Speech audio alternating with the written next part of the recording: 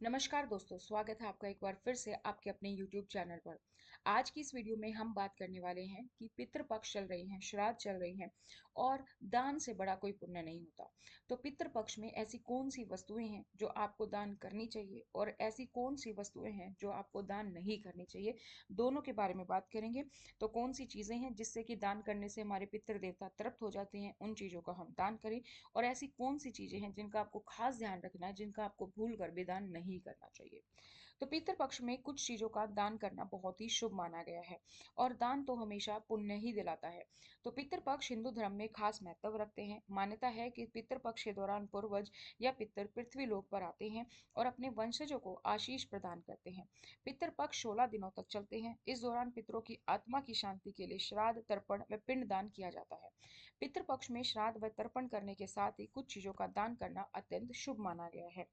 कपड़ों का दान करना बहुत ही शुभ बताया गया है। तो पितृपक्ष के दौरान ब्राह्मणों को भोजन कराते हैं। मान्यता है कि अगर आप श्राद्ध पक्ष में ब्राह्मणों को भोजन कराने के साथ ही उन्हें वस्त्र दान करते हैं तो पूर्वजों या पितरों से प्रसन्न होने की मान्यता है। आप उन्हें धोती, स्टोल या टोपी दान कर सकते हैं। बस ख्याल ये रखना है कि वस्त्र बिल्कुल नए होने चाहिए, पुराने वस्त्रों का दान नहीं करना है। पितृपक्ष में गुड़ का दान भी बहुत ही शुभ बताया गया है। तो पितृपक्ष के दौरान गुड़ का दान करना अत्यंत शुभ माना गया है। मान्यता है कि अगर आप भोजन के साथ गुड़ का दान करते हैं तो यह आपके जीवन और घर में समृद्धि, धन और सौभाग्य को आकर्षित करता है। कई लोगों का तो यह भी मानना है कि गुड़ खाने से पितरों की तृप्ति का एहसास होता है। श्राद्ध पक्ष में काले तिल का दान। हिंदू धर्म की मान्यताओं के अनुसार पितृपक्ष में काले तिल का दान करने से पितृदोष से छुटकारा मिलता है। श्राद्ध पक्ष में काले तिल का दान करना बहुत ही लाभकारी माना गया है। पितृपक्ष में अन्न का दान करना बहुत विशेष फलदायी होता है। गेहूं, चावल का दान आप चाहे तो कर सकते हैं। इनके अभाव में कोई दूसरा अनाज भी आप दान में दे सकते हैं। इस दान को करते समय संकल्प जरूर लें। संकल्प सहित दान का विशेष महत्व है। श्राद्ध पक्ष में भोजन का दान करना बहुत ही शुभ माना गया है। तो पितृपक्ष में भोजन का दान करना भी बहुत ही शुभ है। मान्यता है कि श्राद्ध पक्ष में भोजन का दान करने से जीवन में खुशहाली, शांति और आर्थिक संपन्नता आती है। पितरों का आशीर्वाद प्राप्त करने की मान्यता है। पितृपक्ष में नमक का दान भी किया जाता है। तो पितृपक्ष के दौरान नमक दान करने से नेगेटिव एनर्जी की दूर होती है। हिंदू धर्म की मान्यताओं के अनुसार श्राद्ध पक्ष में नमक का दान करने से पितृदोष से छुटकारा मिलता है और पितृ देवता प्रसन्न होते हैं। कपड़ों का दान अभी हमने डिस्कस किया।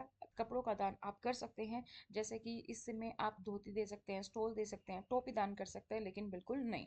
धार्मिक दृष्टि से गाय का दान भी सभी दानों में श्रेष्ठ माना गया है, लेकिन श्राद्ध पक्ष में किया गया गाय का दान हर सुख और धन संपत्ति देने वाला माना गया है। अगर आपका गाय देने का सामर्थ्य नहीं है तो आप कम से कम गाय का शुद्ध देसी घी का दान करना भी उत्तम माना गया है। गाय के घी को एक पात्र में रखकर दान करना चाहिए, शुभ और मंगलकारी माना जाता है। इस दान को करने से घर में सुख, संपत्ति और समृद्धि का वास होता है। इसीलिए पितृपक्ष में इन सब में से आप किसी भी वस्तु का दान कर सकते हैं। इसका फल आपकी कई पीढ़ियों तक मिलेगा। सोने का दान कलह का नाश करता है, किंतु अगर सोने का दान संभव ना हो तो सोने के दान के निमित्त यथाशक्ति दान की भी कर सकते हैं।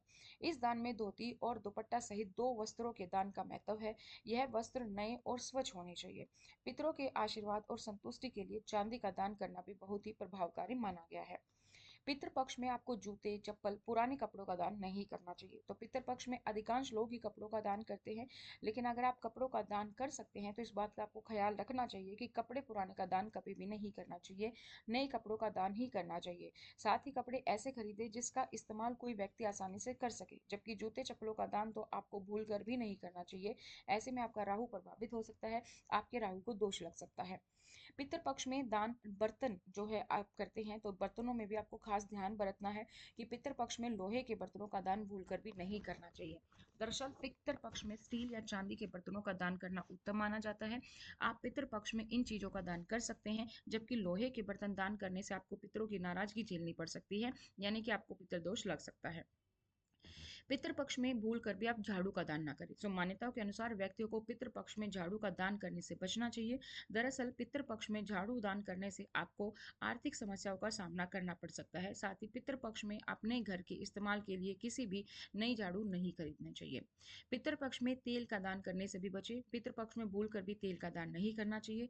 ऐसा करने से भी आपके पितृ आपसे नाराज हो सकते हैं। और इस बात का भी ध्यान रखें कि सरसों के तेल का दान भूल कर भी ना करें। चमड़े की चीज़ों का दान। तो पितृपक्ष में चमड़े से बनी चीज़ों का इस्तेमाल करने की भी मनाही होती है और चमड़े का दान भी यहाँ पर अशुभ माना गया है। बचा हुआ खाना, श्राद्ध पक्ष में पितरों को गलती से भी झूठा या बचा हुआ खाना अर्पित नहीं करना चाहिए। हमेशा ताज़ा खाना बनाइए प्रसाद के रूप में और वो पितरों को अर्पित करें। तो ये थे दोस्तों दान को लेकर आपके मन में जो भी सवाल थे उसके बारे में हमने बात की कि कौन कौन से दान है जो आपको करने चाहिए, कौन से नहीं करने चाहिए, किस बातों का ध्यान रखना चाहिए। उम्मीद करते हैं ये वीडियो आपके लिए जानकारी पूर्वक रही होगी। आज की इस वीडियो में इतना ही, फिर मिलते हैं नई जानकारी के साथ, तब तक धन्यवाद।